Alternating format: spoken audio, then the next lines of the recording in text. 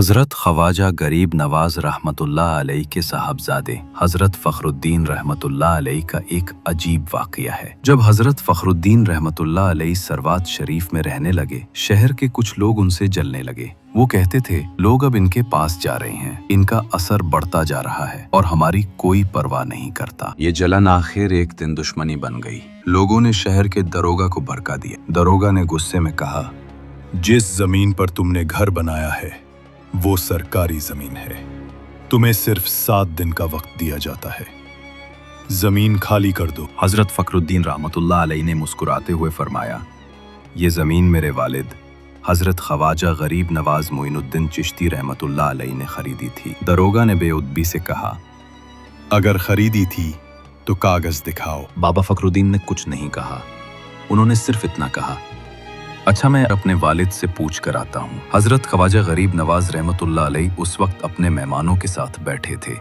جیسے ہی ان کے بیٹے نے سلام کیا، خواجہ صاحب نے مسکرا کر فرمایا، بیٹا سروات سے آئے ہو؟ کیا داروغہ نے زمین کے کاغذ مانگے ہیں؟ خواجہ صاحب نے کہا، میں نے جب یہ زمین خریدی تھی کاغذ نہیں بنوایا تھا، صرف پیسے دیے تھے۔ تبھی کسی نے کہا کہ حضور کاغذ صرف بادشاہ وقت بنوا کر دے سکتا ہے۔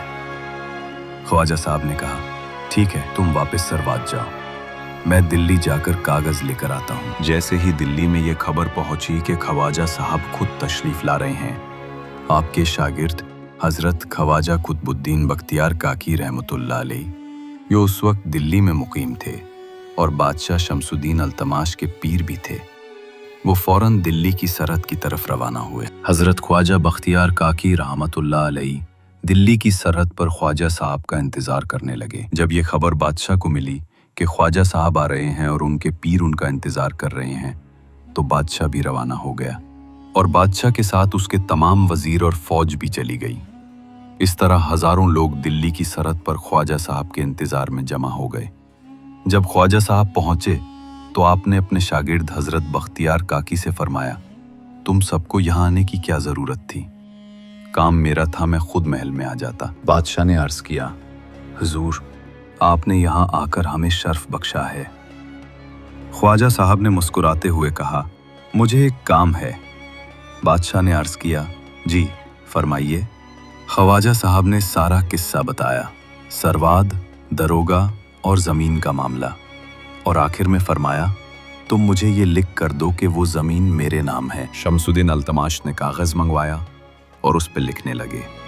لوگوں کو لگا کہ وہ صرف وہ زمین خواجہ صاحب کے نام کر رہے ہیں، لیکن جب کاغذ خواجہ صاحب کے ہاتھ میں دیا گیا تو اس میں لکھا تھا، آج سے ہندوستان کی زمین کا ایک ایک انچ اور جہاں تک میری حکومت ہے، ساری زمین حضرت خواجہ معین الدین چشتی کے نام پر کی جاتی ہے۔ خواجہ صاحب نے کاغذ دیکھا، مسکرائے اور فرمایا، شمس الدین اپنی دائیں طرف دیکھو۔ جب بادشاہ نے دیکھا تو زمین چاندی کی بن گئی تھی، پیڑ پودے سونے کے ہو گئے تھے اور پتھر ہیرے موتیوں میں تبدیل ہو چکے تھے۔ پھر خواجہ صاحب نے فرمایا، اب اپنی بائیں طرف دیکھو، وہاں بھی یہی منظر تھا، ہر چیز سونے اور چاندی کی بن چکی تھی۔ پھر آپ نے فرمایا، شمس الدین اگر میں دنیا چاہتا تو 1 منٹ میں میرے پیروں میں ہوتی، مجھے صرف میری اس زمین کے کاغذ چاہیے جسے میں نے اپنے حلال کے پیسوں سے خریدا ہے۔ اور پھر فرمایا، یاد رکھو قیامت کے روز تم سے تمہارے حکیموں کا سوال ہوگا کہ انہوں نے لوگوں پر ظلم نہ کیا ہو۔ شمس الدین التماش نے فوراً کاغذ تیار کیا اور حکم جاری کر دیا کہ سروات کے داروغہ کو گرفتار کیا جائے۔ یہ واقعہ سب کو یہ سبق دے گیا کہ اللہ کے دوستوں کا مرتبہ اور طاقت کیا ہوتی ہے۔ وہ دنیا نہیں مانگتے، مگر دنیا ان کے پیروں کے نیچے ہوتی ہے۔